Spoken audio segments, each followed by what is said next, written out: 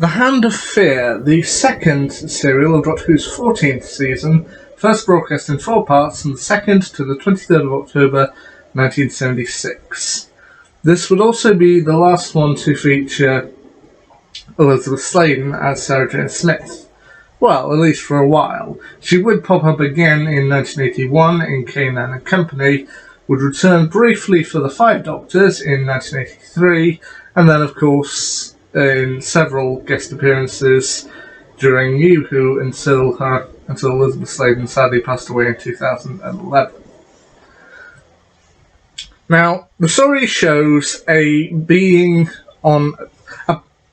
planet called Castria, where a being known as Eldrad is being put to death, being executed. Thus, that happens, and the planet is seemingly wiped out. 150 million years later, the 4th Doctor, played by Tom Baker, and his companion, Sarah Jane Smith, played by Sladen, end up at a quarry, where they end up getting caught in an explosion, because the quarry is kind of being dug out. So Sarah Jane ends up injured, and whilst underneath the rubble, she ends up finding a mysterious hand, and as well as the hand, a ring. She is taken to hospital where she is treated by Dr. Carter, played by Rex Robinson. However, she then seemingly comes under some type of hypnotic control, manages to retrieve the hand from Dr. Carter, and heads to the Nunton complex, the closest nuclear generator to her current location, to which the Doctor chases after her, and they of course end up, as usual, encountering several characters, including Professor Watson, played by Glenn Houston, a guard named Driscoll, played by Roy Boyd, and Watson's, I don't want to say secretary, because I'm not entirely sure, or at least second in command, Miss Jackson, played by Frances Pidgeon. And it seems that the hand that Sarah Jane has come into contact with, the thing that's controlling her, it seems to absorb radiation or nuclear material. And not only did it briefly take control of her, but we also see it take control of, briefly take control of another person, I think Dr. Carter, and then eventually completely take hold of Driscoll. He ends up taking it into the reactor, and while he is vaporized, the hand is able to absorb the radiation, and regenerate itself into the scientist Eldrad from Castria. Eldrad is kind of like a crystal-like being, and for the kind of 3 episodes or so that Eldrad appears, for the majority of it, Eldrad is played by Judith Parris. Like, Eldrad has managed to regenerate into a female form, and she basically asked the Doctor to return her to Castria so that she might be able to save her planet and do some good, like she wanted to try to do before her execution.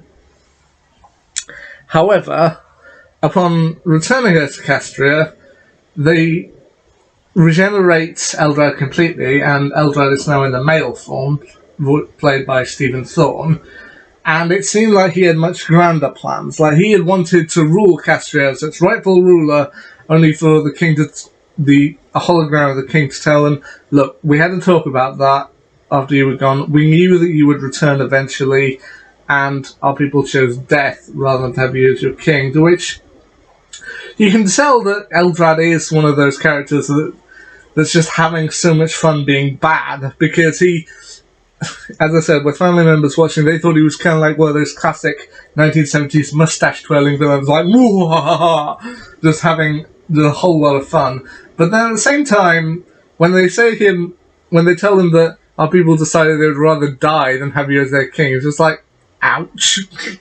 Yeah. I do like some of the characters that they introduced in this, like Professor Watson, played by Glenn Houston. He has a particularly great bit in part 3 that I absolutely love, which is the Doctor is pretty much, things are winding down at the power station. while he briefly thought at one point that I may die here, I may not see my family again, as things are going winding down, the doctor says, "Look, we got to go." He does see Eldrad, but then other people don't. They come in and it's like, "Well, what happened?" And he just thinks to himself, "No one's going to believe me if I tell them this." It just seems like it's going to be a thing of, I'm going to go home, I'm never going to mention this again, my family's going to ask, how was your day at work? And I was like, yeah, same old.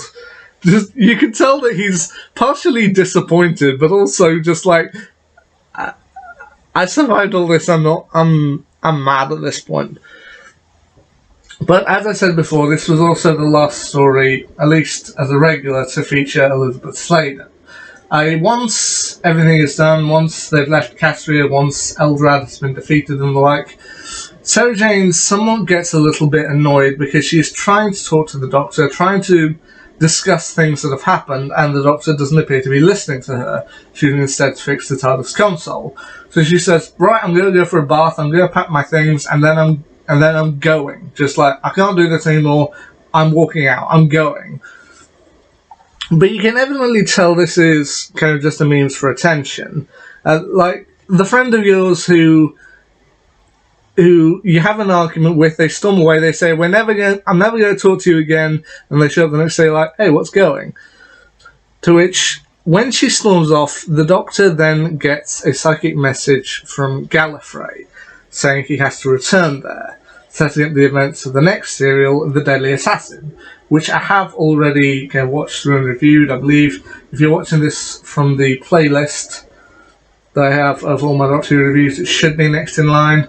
But anyway, he is simply told through this that he has to go back to Gallifrey, and he knows that he can't bring Sarah Jane along with him.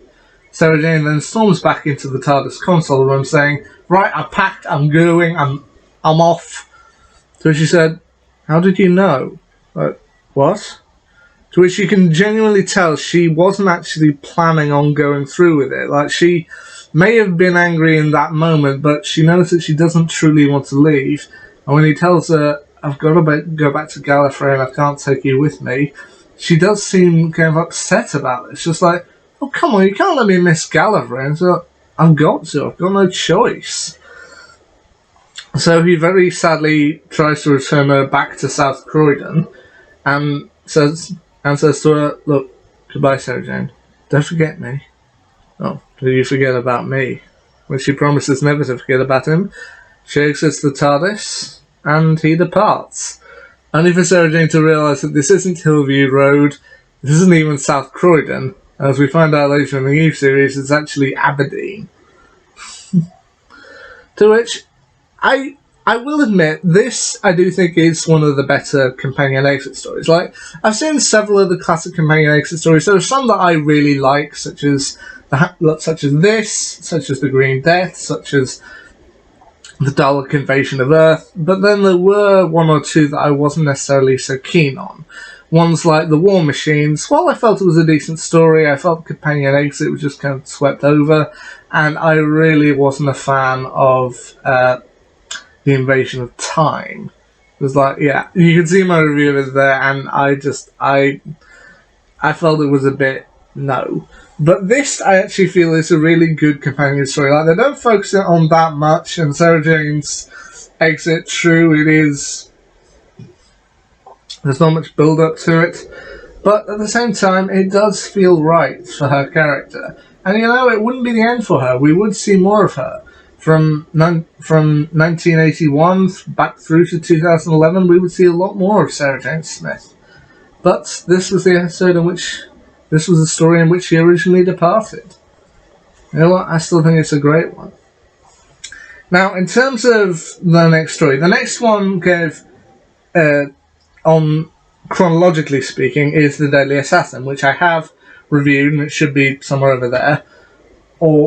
But the next classic Doctor Who story I'm going to be reviewing is actually the one that comes directly before this. I know the timings didn't quite line up, but anyway, the next classic Doctor Who story I'm going to be reviewing is The Mask of Mandragora. Anyway, until then, see ya.